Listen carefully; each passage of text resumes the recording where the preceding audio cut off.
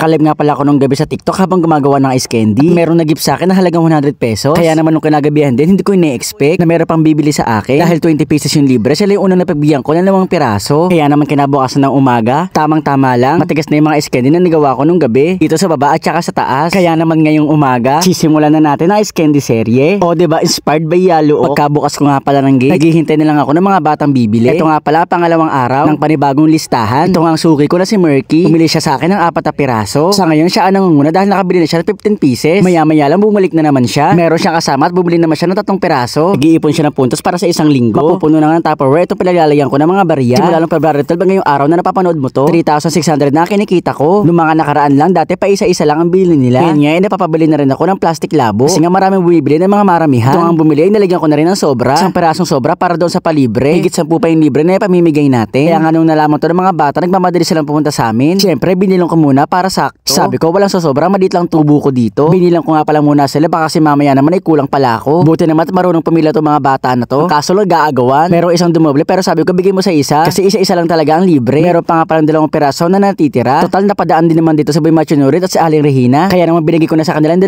piraso. Ang kaso nga lang galit nga si Boy Ubo. Kaya wala akong magawa, bahala na silang mag-usap. Kaya nga din pala napadaan dito sa Boy Machunurit at si Aling Regina. Dahil meron mo-order sa akin ng badge at saka ng baso. Sila na lang magdadala nito sa JNT. Nagkasunod-sunod na nga yung mga bumili sa akin. Ito nga pala si Barry yung first winner. Ito naman isa dumayo pa talaga para matikman na ice candy ko. Maya-maya lang may natawag sa akin sa labas. Akala ko nabili na ice candy. Meron pala ako dumating na parcel. Ingredients ko pala to para sa gagamitin kong ice candy. Grabe, 700 pesos ang nagastos ko dito. Syempre gusto ko lalong mapasarap ang ice candy ko. Kaya naman lahat talaga ng ingredients pinag-iisipan ko mabuti. Naisip ko kasi na puro bata ako customer ko at gusto nila yung mga chocolate na lasa. Kaya naman bumili ako nitong chocolate condensed para mas chocolatey ang lasa. Kaya ngayon kahit meron pa kami ice candy tira, gumagawa na agad kami para matikman namin itong chocolate na condensed. Sa ngayon kasi 2 flavor pa lang talaga ang favorite ng mga bata. Isang Milo flavor at isang cookies and cream flavor. Meron din naman mango flavor kaso sabayan pa yung ingredients. Habang pinapalamig pa naman yung nakasalang, patuloy pa rin pagbili ng ice candy. Pero nga na isang pamilya ay dumaan pa talaga dito. Siyempre pagkabili, nag-selfie muna kami. Pasensya na, hindi ko pala masyado naayos yung camera. Basta ayan yung picture namin. Meron nga din pala ibang mga mahihain ang bumili sa akin. Pero garayahan nyo itong si Barry. Siya pala yung first winner ko. Ang technique na ginagawa pala niya, kung sinong gustong bumili ng ice candy, magpapautos siya. Tulad nito, bumili siya ng 8 piraso. At ang sabi niya, ilista ko na lang doon sa pangalan ng kaibigan niya. Kaya isang pangalan ko na lang sila nilista. O diba galing ng technique niya? Medyo malamig na pala yung nakasalang namin na ice candy. Kaya ito natapos na namin balutin. Ang puhunan nga pala namin dito ay 200. Nakagawa lang kami ng 75 pieces. 75 times 5 equals 375. 200 ang puhunan, 175 ang tubo. Kung iisipin, sobrang liit lang talaga ng tubo ko. Pero di ba rin na at least kumikita ako ng marangal. Hapon na nga pala ng mga oras na to. May laad pala kami buong team dugot ngayong araw. Pupunta kami ng SM Santa Rosa pero babaunin ko tong pin badge namin. Baka if ever lang naman may makakalala sa amin, pwede ko tong ibenta. Kaya naman nagpaalam na ako kay mama, siya na lang bahala magbenta at magsulat. Sa sasakyan pala kami ni Bumachunuri na si Angel sasakay. Matagal-tagal din kami hindi nakapunta ng SM. Pero bago kami pupunta ng SM, meron muna kami dadaan. Nandito nga pala yun sa JNT. Ipapaship na kasi namin yung umorder sa amin ng baso at saka ng badge. Kaya thank you po sa mga umorder. Nandito na nga pala kami sa SM at napagkatawaan ko dito yung mga cellphone. Lahat kasi ng cellphone dito ginawa ko mukha ni Boy Skincare. Di ba bagay? Pwede siya maging model ng mga cellphone dito. Habang nandito nga pala kami, nag-challenge kami. Kung sinong i-approach sa amin, dapat bibili ng cellphone. Kaso tagal namin nakatayo dito, wala nag-approach sa amin kaya hindi kami bumili. Charot, nagpunta lang kami dito para kumain. Ito na rin kasi yung banding namin, masyado kami napapagod ito mga nakarang araw. Kaya naman muni-muni muna kami. Pag uwi ko nga ng gabi, naabot ako pa si mama sa kusina, tinignan ko yung listahan. Grabe, sobrang daming bumili at puno rin yung listahan, halos wala ng space. Kaya naman salamat po sa lahat ng umorder. So yun lang, thanks for watching. Bye bye, love you. Yeah!